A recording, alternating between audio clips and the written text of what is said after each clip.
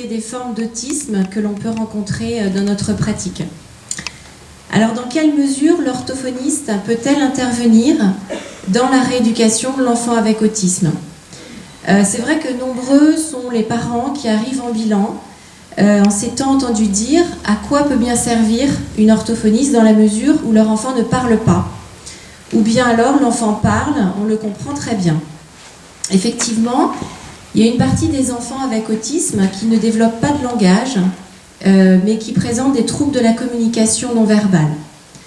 L'autre partie développera un langage, mais sur un mode particulier, qui a généralement peu valeur d'échange. Eh bien, il faut considérer qu'avec l'enfant avec autisme, nous intervenons sur la communication et non sur la correction du langage. En tout cas, ce n'est pas notre priorité. Rappelons le diagnostic d'autisme qui repose sur une triade de symptômes qui sont déficit des interactions sociales, déficit de la communication verbale et non verbale, caractère restreint et répétitif des intérêts ou comportements. Eh bien, chacun des composants de cette triade peut entraver le développement du langage. Notre travail aura donc pour objectif de développer les compétences communicatives de l'enfant, donc la communication expressive, qu'elle soit verbale ou non, mais aussi réceptive. Pour cela, l'orthophoniste va s'appuyer sur un certain nombre de moyens, évaluation, programme éducatif, stratégie facilitatrice, pour permettre de construire les bases de la communication. Il sera également nécessaire d'avoir une connaissance des particularités de fonctionnement des enfants avec autisme sur le plan du langage et de la communication et aussi sur le plan cognitif. Voilà, donc là je vais commencer par vous parler des caractéristiques de la communication chez l'enfant avec autisme. Ce sont des difficultés qui sont retrouvées à des degrés divers car les profils qu'on rencontre sont extrêmement hétérogènes. Alors je vais vous parler des prérequis à la communication. Les prérequis, qu'est-ce que c'est ? Eh bien ce sont des compétences socles qui vont permettre la construction des bases pour développer une communication verbale. Alors parmi ces prérequis, on a le regard. Chez l'enfant avec autisme, la qualité réciproque du contact visuel et touché.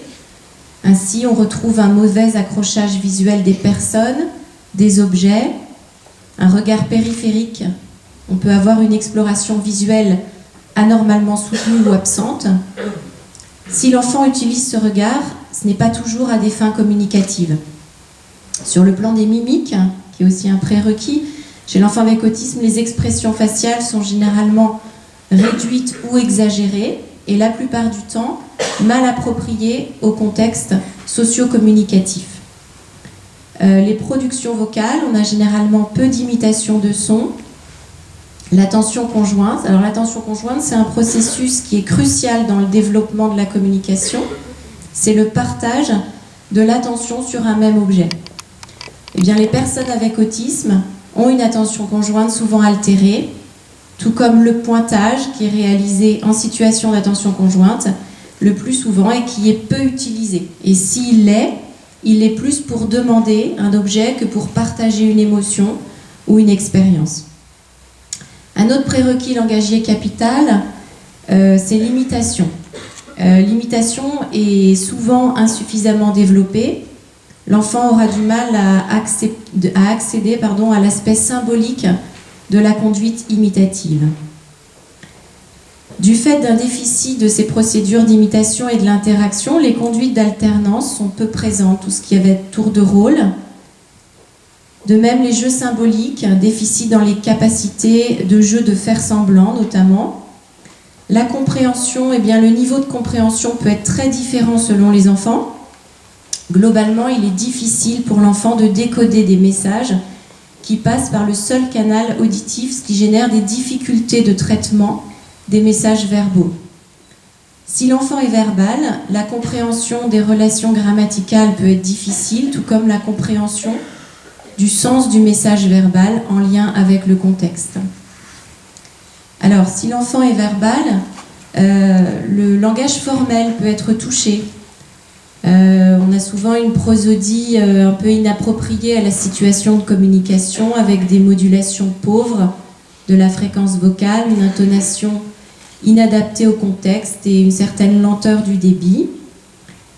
Sur le plan du lexique, le lexique peut être souvent utilisé dans un seul contexte et il n'est pas généralisé. On peut avoir aussi des néologismes, c'est la création d'un mot par dérivation, des paraphasies sémantiques. Un enfant qui, au lieu de dire une vis, va vous dire une perceuse, par exemple. Des difficultés avec les registres de langue, familiers, acceptables, conventionnels. Dans le langage parlé, ce sont plutôt les aspects pragmatiques et sémantiques qui sont plus déficitaires, ou en tout cas particuliers. Alors la pragmatique, c'est quoi? C'est la fonctionnalité du langage. C'est ce qui va permettre à l'enfant d'utiliser son langage pour demander, pour expliquer, pour interroger. Alors on retrouve donc des difficultés dans les habiletés de conversation. On a des fonctions communicatives qui peuvent être limitées, avec des fonctions plus instrumentales, c'est-à-dire que l'enfant va être plus dans la facilité pour demander ou protester. Par contre, faire des commentaires, c'est plus compliqué pour lui. L'enfant peut avoir des difficultés à participer, à prendre part à la conversation, à organiser son discours, sélectionner les éléments pertinents, synthétiser. C'est des choses qui ne sont pas évidentes pour lui. Au niveau des règles conversationnelles, elles peuvent être fragiles avec un non-respect du tour de parole, un trouble de la cohésion syntaxique. L'enfant a du mal avec le choix du temps des verbes, les inversions de pronoms. Un trouble de la cohérence sémantique. On a l'impression que l'enfant passe du coq à l'âne. Au niveau des habiletés socio-émotionnelles, l'enfant peut avoir du mal à identifier les émotions, les contextes sociaux, les traiter, mettre en lien tous ces éléments, s'ajuster socialement et émotionnellement. Le langage de référence mentale, c'est les difficultés à inférer des états mentaux à autrui. Donc ça va être tout ce qui peut toucher les contenus implicites, les sous-entendus, l'humour, le langage imagé, et puis les jugements. Enfin, on peut retrouver des particularités du langage, des écholalies. Les écholalies, c'est des répétitions en écho d'un énoncé, des persévérations, des énoncés qui apparaissent de façon cyclique comme ça dans le langage, parler de l'enfant. Et on peut aussi retrouver un jargon. Voilà donc les difficultés de communication. On peut parler aussi du fonctionnement cognitif. En effet, on note des particularités de fonctionnement, comme le déficit des fonctions exécutives. En fait, les fonctions exécutives, ce sont les capacités qui dépendent des fonctions supérieures et qui vont permettre de contrôler l'action. Donc l'enfant peut être en difficulté quand il s'agit de s'adapter, de prendre des initiatives, par exemple. Donc on a aussi des difficultés d'anticipation, à savoir ce qui va se passer. L'enfant, c'est pas toujours ce qu'on attend de lui, et ça peut générer des troubles du comportement importants. On retrouve un déficit du décodage du message verbal. L'enfant a du mal à décoder les messages verbaux qui passent par le seul canal auditif. Il se retrouve un peu perdu en fait s'il n'a pas de support visuel. On parle également d'un déficit de la cohérence centrale, c'est la capacité à réunir les stimuli reçus en rendant l'information signifiante. Donc l'enfant, il va avoir du mal à comprendre l'information dans sa globalité, il va se fixer sur des détails et négliger en fait le contexte global. On retrouve également un déficit de la théorie de l'esprit, c'est la capacité à attribuer à l'autre des intentions, des désirs ou des représentations. C'est difficile pour l'enfant de se représenter ce que l'autre pense ou veut, et sans cette compréhension de ce qu'on attend de lui, l'enfant va être en difficulté dans sa communication et dans ses interactions sociales. Voilà, donc on vient de voir un certain nombre de particularités cognitives et de communication. Maintenant, je vais vous parler des moyens dont nous disposons, les orthophonistes, pour entreprendre un suivi. Alors, pour commencer, la base d'une rééducation repose sur une évaluation. Donc, je ne vais pas détailler cet aspect parce que ma collègue du CRA de Nice cet après-midi le fera en détail, mais juste vous rappeler qu'il est vraiment important de faire une évaluation fine, basée sur un recueil d'informations sur la manière de communiquer de l'enfant dans son quotidien, comment il réagit à son environnement, donc ça c'est à travers un entretien parental. On va également évaluer les capacités perceptives, les prérequis à la communication et à l'expression si l'enfant est verbal, la communication réceptive, les capacités cognitives et logiques et le comportement. Si l'enfant n'a pas de langage, le but du bilan, ça va être d'établir un profil des fonctions et des moyens de communication. Et puis situer le niveau de développement de l'enfant dans les domaines considérés comme précurseurs de la communication. Si l'enfant a développé le langage, là on va faire une évaluation plus formelle et évaluer les difficultés de communication sociale et pragmatique. Dans tous les cas, il faudra relever les difficultés, les compétences, les émergences, dans le but de mettre en place un projet individualisé.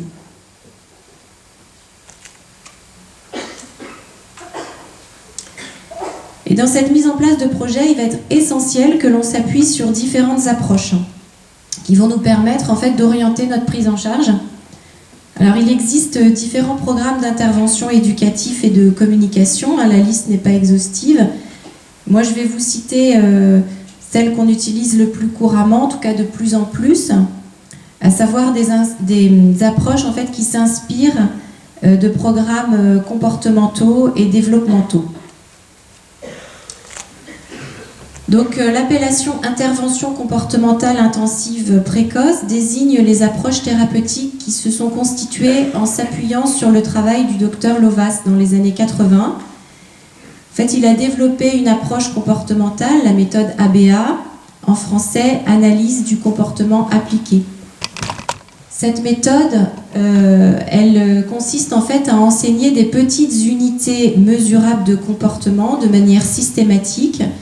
Et chaque habileté que l'enfant avec autisme ne possède pas, elle va être fractionnée en fait en petites étapes. Et chaque étape est enseignée par la présentation d'une consigne et une incitation est ajoutée si nécessaire, une aide. Et au fur et à mesure de l'apprentissage, eh bien, on va baisser les aides et les mesures de renforcement, les récompenses, progressivement.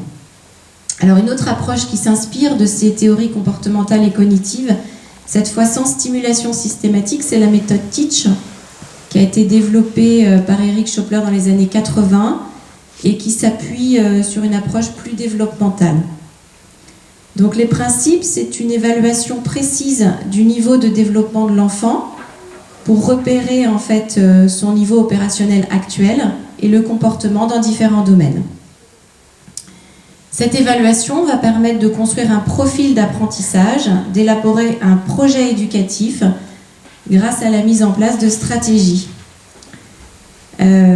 Donc cette approche comporte un enseignement qui doit être structuré, avec une organisation physique, un emploi du temps, des systèmes individuels de travail.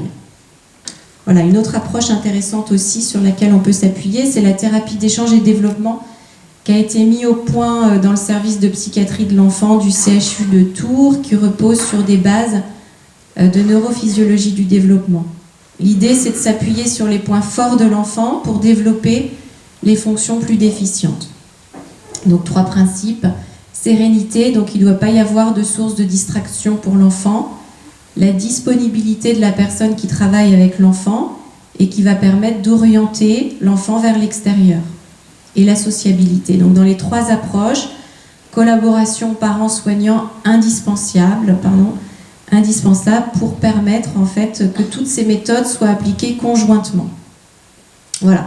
Donc nous, eh bien, on va s'inspirer de ces approches pour mettre en place notre suivi.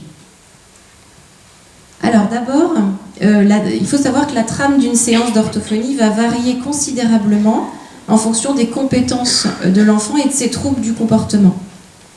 Donc dans la plupart des cas, il va être impératif d'aménager un cadre de travail avec une structuration de l'espace. On accueille l'enfant dans un cadre qui va être épuré, avec le moins possible de stimulation visuelle ou auditive. Le matériel est donc caché dans la mesure du possible, en tout cas pas à portée de main. pour ne pas parasiter en fait l'attention de l'enfant. Donc on va baisser les distracteurs.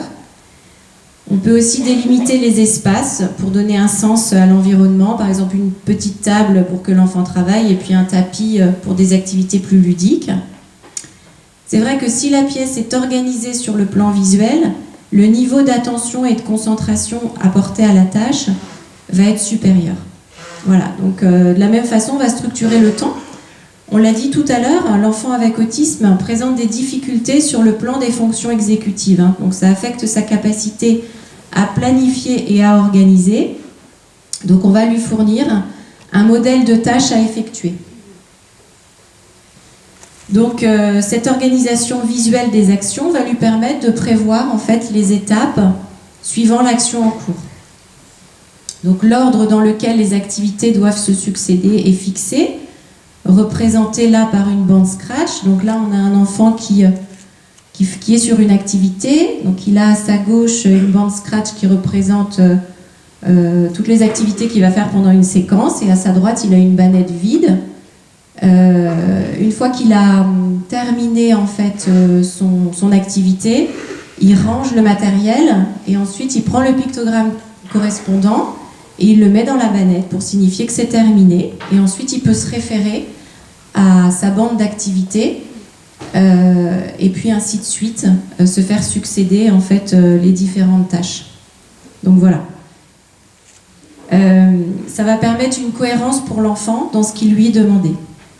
Dans le cas où on est sur une activité un petit peu plus longue, on va utiliser un système de jetons en fait, qui sert à décompter les tâches à effectuer. Donc là, par exemple, on a un enfant qui travaille sur une mise en ordre d'images. Donc il a 3 images à mettre dans l'ordre. Donc dans la première image en haut, là, on voit qu'il a mis en ordre ses images. Si moi je ne lui dis pas combien de séries comme ça il va avoir à faire, eh ben, il va se lever, puis c'est terminé, il n'y a plus de travail après. Là, en fait, l'idée, c'est justement de lui montrer qu'il y a 5 petites bandes scratch et qu'il va devoir avoir 5 jetons pour passer à l'activité suivante. Voilà. Donc, deuxième image, l'enfant a déjà 3 jetons. Et dernière image, ben, on voit qu'il a gagné ses 5 jetons. Donc, il met dans la bannette l'activité qui vient de terminer, donc cette série d'images. Et puis, il va se référer en fait à sa bande scratch pour voir que ben voilà, l'activité suivante arrive derrière. On peut aussi utiliser un time timer qui permet de représenter en fait visuellement le temps qui passe. Mais ça, c'est plus sur des séquences de travail plus longues, notamment en classe ou à la maison pour les troubles du comportement. Alors, employer ces outils, c'est permettre à l'enfant de réduire les comportements inadaptés, comme par exemple la rupture d'attention ou l'évitement de la tâche. Et c'est aussi lui offrir une autonomie dans ses apprentissages, parce que finalement, le temps qui est ainsi structuré va permettre à l'enfant de passer d'une activité à l'autre. Il sait ce qui est prévu, c'est rassurant, il n'y a pas de problème, on y va. Voilà. Alors, on a vu que le cadre de travail est essentiel. Il va falloir maintenant qu'on mette en place une façon de motiver l'enfant en séance d'apprentissage, parce que chez l'enfant avec autisme, la motivation habituelle, c'est-à-dire tout ce qui va être notion de satisfaction personnelle, de reconnaissance d'autrui, sont fragiles, voire absentes. On a vraiment un trouble de la motivation et de l'initiative. Donc une des premières choses à faire, ça va être de déterminer quels sont les renforçateurs qui motivent l'enfant. On va établir un travail d'identification, une liste qu'on mettra à jour régulièrement. Alors ces renforçateurs ou récompenses, ça peut être des activités, par exemple jouer à l'ordinateur, écouter de la musique, des objets, des jeux. Ça peut être aussi des félicitations verbales, bravo, super, c'est des renforçateurs qui sont plus naturels. Et puis on peut aussi utiliser le système de récompense différée là qu'on a vu tout à l'heure. Je travaille pour, alors là l'enfant travaille pour avoir un coloriage, donc ça permet de différer en fait la récompense. Voilà. Donc globalement l'idée c'est si on commence une nouvelle tâche, le renforçateur devrait être immédiat, fréquent, puissant, et quand la tâche devient moins difficile, on va diminuer la puissance et la fréquence. On va utiliser un renforçateur puissant pour que la compétence émerge, et on baissera le renforçateur pour aller vers l'acquisition. Voilà, donc il faut bien noter que ces renforçateurs, ils peuvent varier en fonction du contexte, de la personne avec laquelle l'enfant travaille. Moi, j'ai des enfants au cabinet qui investissent très bien certains jeux. Les mamans les achètent pour la maison et en fait, ça ne fonctionne pas du tout. Donc, voilà, il faut bien se dire que nous, on va devoir s'adapter, on va devoir changer les renforçateurs en fonction des nouveaux centres d'intérêt. Et ne pas oublier qu'il ne faut pas abuser de tout ça, parce qu'il ne faut pas non plus user le processus. Alors, face à un patient qui ne réussit pas toujours la tâche, seul, quand on lui propose, on va utiliser des guidances. Donc, les guidances, c'est quoi? Eh bien, ce sont toutes les formes d'aide qu'il est possible d'apporter à l'enfant pour lui garantir un sentiment de facilité et de réussite. Donc, ces guidances, elles peuvent être physiques. On va prendre les mains de l'enfant et on lui fait faire les gestes attendus. Ça peut être la guidance gestuelle où on va faire un geste qui va indiquer à l'enfant en fait ce qu'il faut qu'il fasse. Guidance par modelage, en fait, c'est on fait la démonstration du comportement qu'on attend et l'enfant va imiter ensuite. Et puis on a la guidance visuelle où on va disposer des indices visuels, des pictogrammes, aux endroits précis où l'enfant va avoir besoin d'aide. La guidance verbale, on donne des indices oraux. Donc ce sera à nous de choisir la guidance la plus adaptée à chaque tâche. Et quand l'enfant va commencer à initier la réponse seul, on va passer à une guidance moins forte, c'est ce qu'on appelle l'estompage. Donc retenons qu'une compétence n'est acquise que quand l'enfant peut la réaliser entièrement seul, donc sans personne à côté de lui, sans image, sans geste, sans mots. Ensuite, cette compétence devra être généralisée dans tous les environnements et entretenue. Alors, face à un enfant avec autisme, il va être important que l'on adopte un certain nombre de stratégies pour lui faciliter la communication. Donc ça vaut pour l'orthophoniste, mais je pense pour tous les gens en fait qui sont en échange avec l'enfant. Alors que faire? Ralentir le débit de parole, c'est très important. Donner du temps à l'enfant aussi pour qu'il traite l'information. On va exagérer les expressions faciales, l'intonation. On va essayer de simplifier le message verbal en utilisant un langage simple. On donne une consigne à la fois. On veille à baisser la quantité d'informations à traiter dans une même phrase. On lui dit ce qu'il doit faire et non ce qu'il ne doit pas faire. On évite le langage figuratif et si on doit utiliser une expression, on clarifie la signification. On fait attention à l'utilisation des pronoms personnels et leur réversibilité qui sont souvent source de confusion. On favorise les supports visuels. On sait, on l'a dit, les difficultés de compréhension et de perception auditive du langage oral. Donc les appuis visuels, ça peut être des signes qui vont ralentir en fait la vitesse de réalisation du mot et individualiser le mot dans la chaîne parlée. On peut utiliser aussi des pictogrammes, c'est un support durable. L'enfant peut s'y référer si besoin, ça soulage, ça concrétise l'information. Puis ça permet à l'enfant ce qu'on attend de lui, en fait, de lui montrer ce qu'on attend de lui, d'encourager les comportements appropriés. Là, j'avais mis le chute ou stop. Alors attention, parce que ces aides doivent être estompées, évidemment. Pensez à alterner les activités verbales et celles qui vont impliquer la manipulation. Et puis, veillez à toujours terminer la séance sur une activité plaisante pour l'enfant, pour qu'il ait envie de revenir nous voir. C'est pas mal, en fait, ça. Voilà. Alors, tous ces moyens dont nous disposons sont à considérer, en fait, comme une boîte à outils dans laquelle nous allons piocher en fonction de l'enfant. Nous rencontrons donc des profils qui sont très hétérogènes. Donc, face à un enfant, par exemple, qui présente des troubles du comportement importants, la mise en place du cadre, tout ce dont on a parlé, l'espace, le temps, ça va être une priorité. Et puis face à un enfant verbal de haut niveau, ce cadre aura moins d'importance. Par contre, les appuis visuels vont être nécessaires pour la compréhension des consignes, par exemple. Donc de la même façon, les axes de travail dont je vais vous parler là ne sont pas figés. Ils doivent correspondre au mieux aux besoins de l'enfant en matière de communication. Gardons bien à l'esprit qu'un enfant avec autisme peut verbaliser, mais sans que ses productions soient destinées à un interlocuteur. C'est-à-dire qu'il n'y a pas de communication. Et à l'inverse, Un enfant non verbal, il peut tout à fait communiquer avec des signes ou des pictogrammes sans langage. Donc nous allons tâcher d'aider l'enfant à apprendre le langage ou un système de communication, mais aussi lui apprendre à s'en servir. Alors ainsi, en fonction de l'évaluation précise qu'on aura fait avant, les axes de travail peuvent concerner alors, les prérequis de la communication dont on a parlé tout à l'heure qui pouvaient être fragiles. Donc dans le domaine sensoriel, on va avoir au niveau visuel tout ce qui va être poursuite visuelle, discrimination en fonction du niveau de l'enfant, appariement. Ne pas oublier d'insister sur les félicitations quand le contact visuel est obtenu. Au niveau auditif, tout ce qui va être réaction au son, au prénom, au bruit, orientation vers les différents stimuli. Donc là, on utilise un matériel différent. On va jouer sur les intensités, les modulations. Dans le domaine de la réciprocité, on a l'attention conjointe qui, elle, peut être travaillée dans de nombreuses situations. Ça peut être des jeux de balles, de petites voitures, où l'enfant doit porter attention à l'autre en fait, pour réceptionner l'objet. Le pointage. Alors, on va initier le geste en fait, en guidant l'enfant sur des imagiers, sur des objets, sur des personnes. L'imitation, alors ça sera selon le niveau de l'enfant. On peut travailler l'imitation du geste symbolique, des praxis, des jeux de faire semblant, des imitations vocales. Le tour de rôle, il peut être utilisé dans tous les jeux.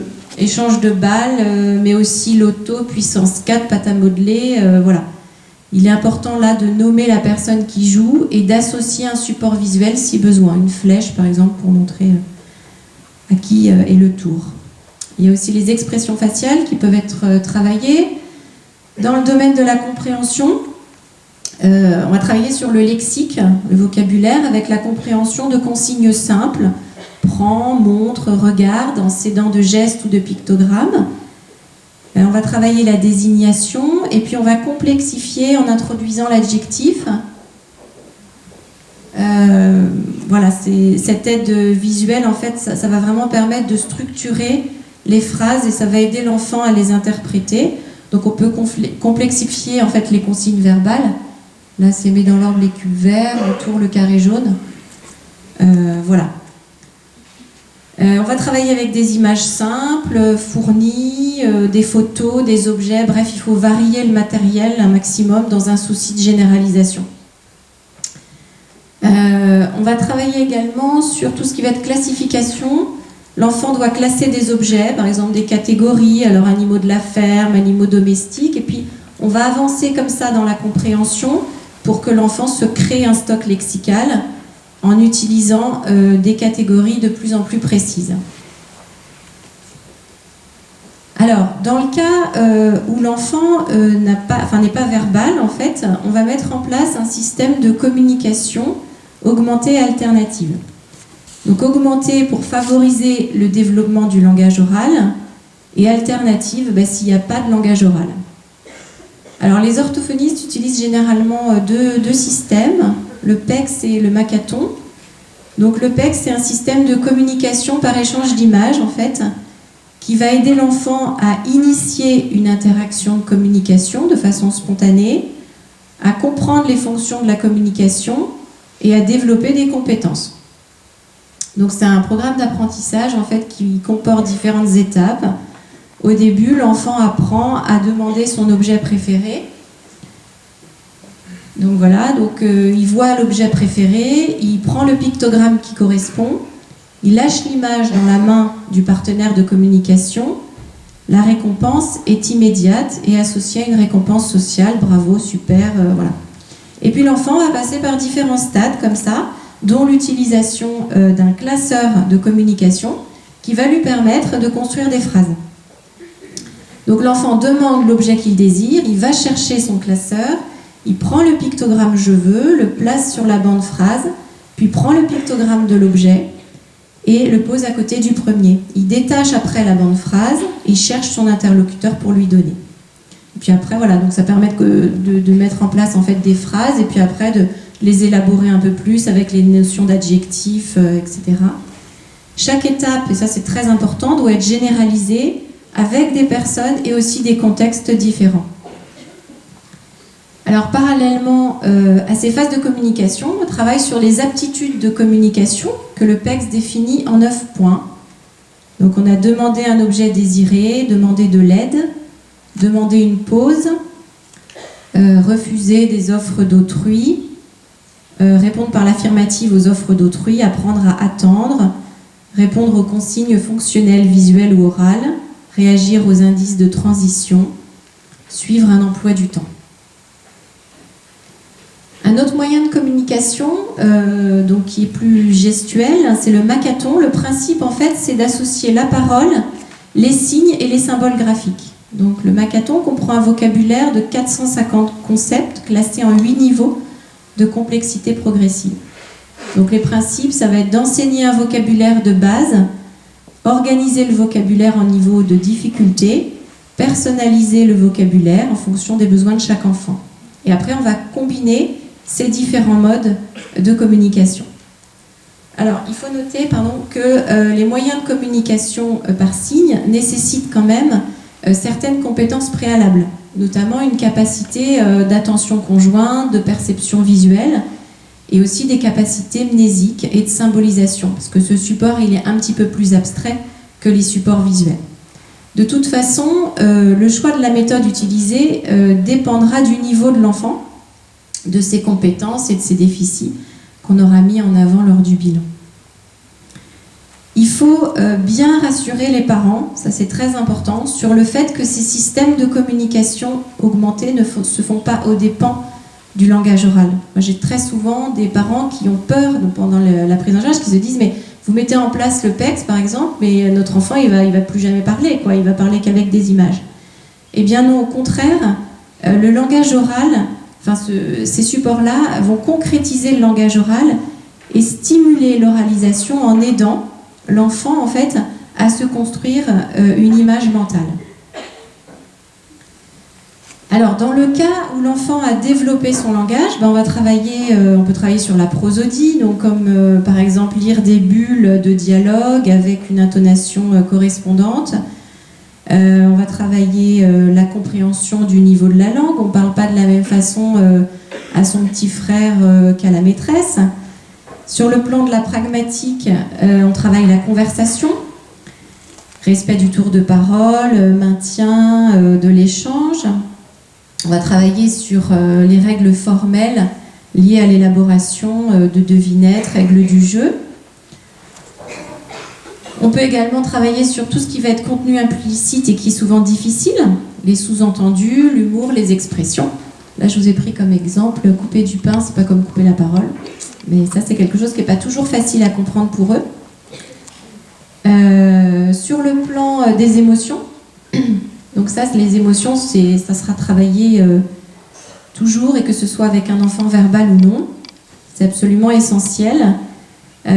Donc reconnaissance des expressions faciales sur photo, sur visage plus schématique des émotions simples. Il faut en fait que l'enfant se familiarise avec ses émotions, qu'il soit attentif aux différentes parties du visage.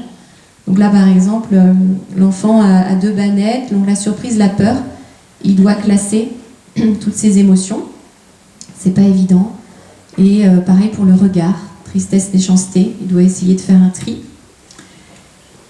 De la même façon, on peut travailler l'identification des émotions provoquées dans des situations. Quand est-ce qu'on ressent ces émotions? À travers des scénettes imagées, on peut inventer aussi des situations de la vie quotidienne. Et quand l'enfant s'est familiarisé avec toutes ces émotions, il va pouvoir lui aussi essayer de les exprimer comme il l'a appris. Donc là, par exemple, voilà, on a un enfant qui est content et qui peut utiliser une échelle aussi en nous disant « mais tu es content comment? Content calme ou super content ?» Pareil pour la colère. Voilà. Et puis on peut utiliser donc une échelle d'émotions pour visualiser l'état émotionnel. Voilà, apprendre à l'enfant qu'avant d'être en colère, il passe par des phases où il est encore possible pour lui de trouver des solutions. Donc voilà un petit peu les axes de travail. Tous ces domaines vont être intimement liés et travaillés en parallèle. Et retenons que dans tous ces domaines, il faut entraîner avec des supports il faut généraliser les activités et les renforcer dans la vie quotidienne.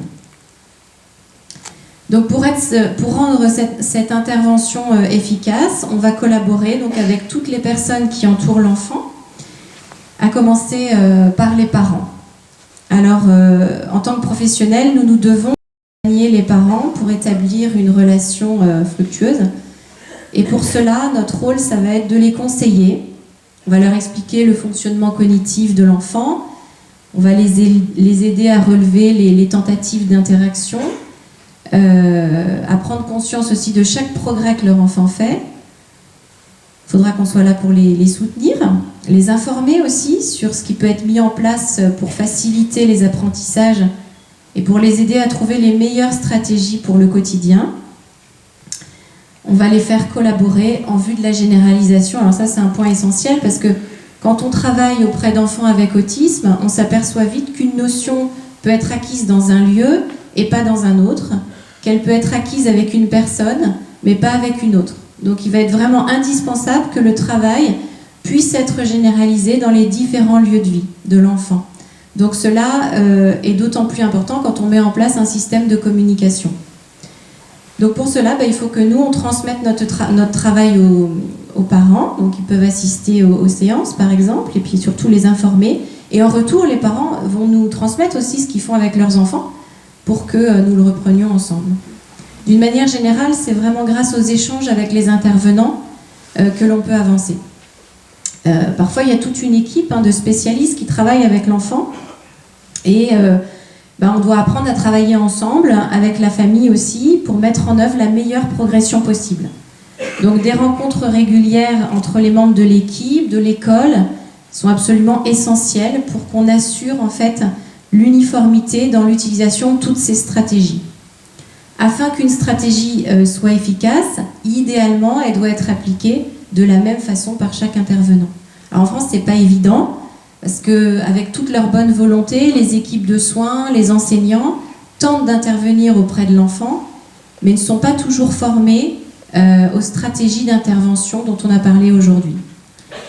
Et c'est pourtant ce travail de collaboration qui permettra de soutenir et de généraliser les apprentissages de l'enfant. Voilà, donc il va être temps pour moi de conclure. Donc nous avons vu pendant cette présentation l'importance des outils que l'orthophoniste doit avoir à sa disposition pour prendre en charge la communication chez l'enfant avec autisme. Alors, en plus de tout cela, et j'ai envie de dire en priorité, nous devons, de développer une attitude de communication positive. Uta Friis, qui est une physiologiste, une grande spécialiste de l'autisme, nous dit « Une grande partie des efforts de communication doit bien sûr être à la charge de l'individu non autistique. En effet, nous devons d'avoir une attention, une disponibilité pour ne pas passer à côté des signes de communication qui sont parfois infimes. Plus l'enfant aura l'assurance d'être écouté, d'être reconnu, plus il va se sentir en confiance pour participer et pour échanger. Et on le sait, rien ne se construit sans confiance. De plus, lorsque nous travaillons avec des enfants avec autisme, et plus encore que dans n'importe quelle autre rééducation, il faut que l'on accepte de nous interroger souvent, de nous remettre en question parfois, d'ajuster, mais de persévérer toujours. Bref, d'y croire, et c'est bien ce que l'enfant doit ressentir par-dessus tout, c'est essentiel pour le maintien de la relation et la confiance qu'il met en nous. Parce que c'est à ce moment-là que les émergences seront plus aisées, que l'enfant sera capable de nous surprendre et de nous montrer qu'on a bien fait d'y croire. Alors pour illustrer cela, et je terminerai là-dessus, je vais vous parler de Gabriel. Gabriel, c'est un jeune adulte autiste et trisomique non-verbal avec lequel j'ai travaillé pendant de nombreuses années. À notre rencontre, Gabriel, il présentait une absence de regard. Donc il n'y avait pas de regard, il n'y avait pas de geste, il n'y avait pas de pointage. Il avait une grosse difficulté dans le toucher des objets. Aucun son n'est jamais sorti de sa bouche. Son niveau de compréhension était difficile à évaluer, tant le niveau de communication en fait était faible. Et bien petit à petit, Et grâce à un travail d'équipe formidable, Gabriel, il a pu sortir de sa bulle, il a pointé, il a regardé, fait des demandes grâce à un système de communication et exprimé ses ressentis avec image. Un jour, on a dû cesser la prise en charge parce que je déménageais. Donc c'était un moment qui était difficile pour lui comme pour moi parce qu'on avait passé un sacré bout de chemin ensemble. Et ce jour-là, j'ai demandé à Gabriel de me dire ce qu'il ressentait grâce à des pictogrammes émotions sur lesquels on avait bien travaillé au préalable. J'imaginais que pour lui, c'était pas facile. En plus, il avait une vraie hypersensibilité. Donc, bon, je voyais qu'il était un peu perdu face à tous ces pictogrammes. Donc, je lui ai dit qu'il pouvait en utiliser plusieurs à la fois. Parce que finalement, il pouvait être à la fois content et en colère. Et voilà. Et en lui disant ça, j'ai réalisé que je le mettais peut-être en échec, qu'il était trop difficile pour lui de comprendre ma demande. Donc j'ai beaucoup douté, parce que je ne voulais pas le mettre en échec dans un moment pareil. Et puis Gabriel, eh bien, il a continué à regarder tous ces visages pendant un moment, et finalement, il a cherché dans un autre coin de la pièce, il est venu me donner cette image. Voilà. Donc j'ai compris que ça valait le coup de toujours y croire. Voilà, merci pour votre attention.